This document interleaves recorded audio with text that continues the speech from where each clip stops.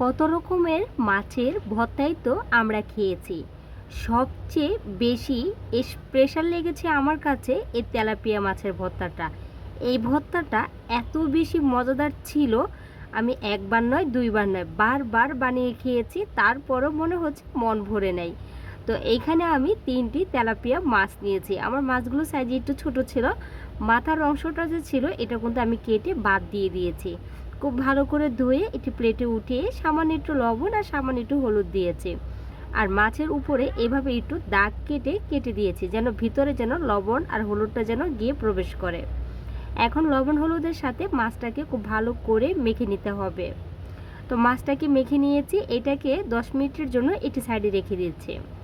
এখন আমি চুলায় চলে আসলাম। একটি প্যানে কিছুটা তেল গরম করতে দিয়েছি, তেলটা গরম হয়ে গিয়েছে। এখন প্রথমে এখানে আমি মরিচটাকে আগে ভেজে নিচ্ছি। এখানে আমি আমার পরিমাণ অনুযায়ী কিছুটা শুকনো মরিচ দিয়েছি। এখন শুকনো মরিচগুলোকে খুব ভালো করে মোচমোচে করে তেলের ভিতরে ভেজে নেব।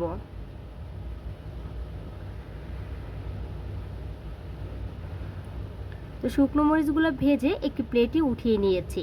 এখন প্রথমে আবারও দিয়ে দিচ্ছি কিছুটা কোয়ার মতো রসুন। এখানে আমি 5টা কোয়ার মতো রসুন নিয়েছি।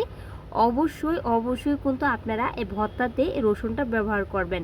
আর রসুনের কারণেই বোধহয় এই মাছের ভর্তাটা এত বেশি মজাদার হয়। তারপরে এখানে আমি কিছুটা পরিমাণের পেঁয়াজ দিয়েছি। চেষ্টা করবেন পেঁয়াজের পরিমাণটা একটু বেশি নেওয়ার জন্য। এখন এদিক দিয়ে পেঁয়াজ আর রসুনটা ভাজা হতে থাক। এদিক দিয়ে যেহেতু মরিচগুলো ভেজে রেখেছি, এখন আমি একটু হাত দিয়ে এটাকে ভেঙে নিচ্ছি। কেননা অনেক সময় ধরে রেখে দিলে দেখা গেল মরিচটা ড্যাম হয়ে যায়। এর জন্য এই কাজটি সঙ্গে সঙ্গে আমি সবসময় যখন ভর্তা তৈরি করি, আমি কিন্তু সঙ্গে সঙ্গে মরিচটাকে ভেঙে নিই। এতে করে ভর্তাটা বানাতেও খুব সহজ মনে হয়, খুবই একটা কাজ আগিয়ে যায় আর কি, এই আর কি, আর কিছু না। তো মরিচটাকে একটু ভেঙে নিয়েছি। এখন মরিচটাকে একটু সাইডে রেখে এভাবে অনবরত নেড়ে ছেড়ে আমি পেঁয়াজ আর রসুনটাকে একটু ভেজে নিব। পেঁয়াজটাকে ঠিক এরকম করে কিন্তু ভেজে নিতে হবে, এরকম বেরেস্তার মতো করে পেঁয়াজটাকে ভেজে নিতে হবে। এখন পেঁয়াজ বেরেস্তাটা হয়ে গিয়েছে, এখন আরেকটি প্লেটে আমি এটাকে উঠিয়ে নিচ্ছি।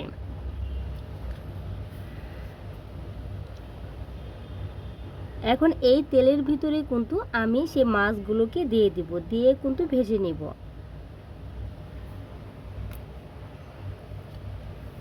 খুব বেশি কড়া করে ভাজার প্রয়োজন নেই। একটু ভিতর থেকে মাছটা যখন সিদ্ধ হয়ে যাবে আর উপরের কালারটা চেঞ্জ হয়ে যাবে, এ পর্যায়ে মাছটাকে নামিয়ে নেব। খুব বেশি কড়া করে ভাজলে ভর্তাটা খেতে খুব বেশি একটা ভালো নাও লাগতে পারে। তো এইভাবে উল্টিয়ে পাল্টিয়ে 10 মিনিটের মতো কিন্তু আমি মাছটাকে চুলার ফ্লেম কমিয়ে রেখে ভেজে নিয়েছি। তো মাছটা ভাজা হয়ে গিয়েছে, এখন প্লেটে উঠিয়ে নিচ্ছি। তো মাছটাকে আমি কিছুটা ঠান্ডা করেছি, এখনও সম্পূর্ণ ঠান্ডা হয়নি। তো দুইটি মাছকে সাইডে সরিয়ে রেখে আরেকটি মাছকে এভাবে আমি কিন্তু কাঁটা থেকে মাছটাকে আলাদা করে নেব। তেলাপিয়া মাছের একটা আমার কাছে খুব বেশি সহজ মনে হয় যে কাঁটা ছাড়াতে আমার কাছে একদমই ইজি লাগে। খুব বেশি একটা কাঁটা থাকে না, জাস্ট মাঝখানে আর সাইডে দিয়ে কিছু কাঁটা থাকে। তো এইভাবে মাছটাকে আমি বেছে নিয়েছি, কাঁটা থেকে আর কি আলাদা করে নিয়েছে। এখন এই যে পেঁয়াজ আর মরিচ আর রসুন ভেজে রেখেছি, এগুলোর উপরে কিছুটা লবণ দিয়ে দিচ্ছি, দিয়ে সব কিছুকে খুব ভালো করে একত্রভাবে মেখে নিব। অবশ্যই কিন্তু আপনারা এই ভর্তাটা তৈরি করার সময় রসুন আর পেঁয়াজ বেরেস্তাটা দেওয়ার চেষ্টা করবেন। এত বেশি মজাদার যে কি বলবো, মাছ মাংসকে বলবেন তোরা এবার দূরে থাক, গিয়ে ঘুমা, আমি এবার ভর্তা দিয়ে তৃপ্তি মিটিয়ে ভাত খাবো। তো সব কিছু মাখানো হয়ে গিয়েছে, এখন আমি মাছটাকে এই মশলার সাথে ভালো করে মেখে নিচ্ছি। তো এইভাবেই ভালো করে একটু মেখে নিব, খুব বেশি মিহিন করে মাখবো না, আলতো হাতে এই সব কিছুর সাথে মাছটাকে মেখে নিয়েছে। আর দেখতে এখনই কতটা সুন্দর লাগছে দেখেন, এখনও তো অনেক কিছু মেলানোর বাকি রয়ে গিয়েছে। এখন উপর থেকে দিয়ে দিচ্ছি আমার পছন্দের একটি ধনেপাতা। ধনেপাতা তো আমি যে কোনো ভর্তাতেই খাই, খুবই ভালো লাগে আমার কাছে। আর পরিমাণ অনুযায়ী আমি এখানে দিয়ে দিচ্ছি সরষের তেল। সরষের তেল ছাড়া তো ভর্তা জমবেই না, সরষের তেল তো মাছ, এটা তো দিতেই হবে। তো এখন তেল দেওয়ার পরে ভর্তাটাকে খুব ভালো করে মেখে নিয়েছি। আর দেখেন এটার চেহারাটা দেখেন, এটাকে কি সাজিয়ে রাখবেন না খাবেন বলেন তো? এত বেশি সুন্দর লাগছিল আর খুবই সুন্দর একটি গ্রান বের হচ্ছিল, যেহেতু এখানে রসুন অ্যাড করা হয়েছে আর পেঁয়াজ বেরেস্তাটা দেওয়া হয়েছে। এখন এইভাবে আমি হাত দিয়ে চেপে চেপে এগুলোকে বল করে নিচ্ছি। আর এই যে দেখেন গরম গরম ভাতের সাথে মাছের ভর্তা নিয়ে নিয়েছি, উপরে একটা শুকনো মরিচ দিয়েছি। আর এই যে আমি এই আচারের রেসিপিটা কিন্তু আমি আপনাদের সাথে শেয়ার করেছি। এই আচারটা কিন্তু আমি সবসময় ভাতের সাথে অল্প অল্প করে নিয়ে খাই, আমার কাছে অনেক বেশি ভালো লাগে।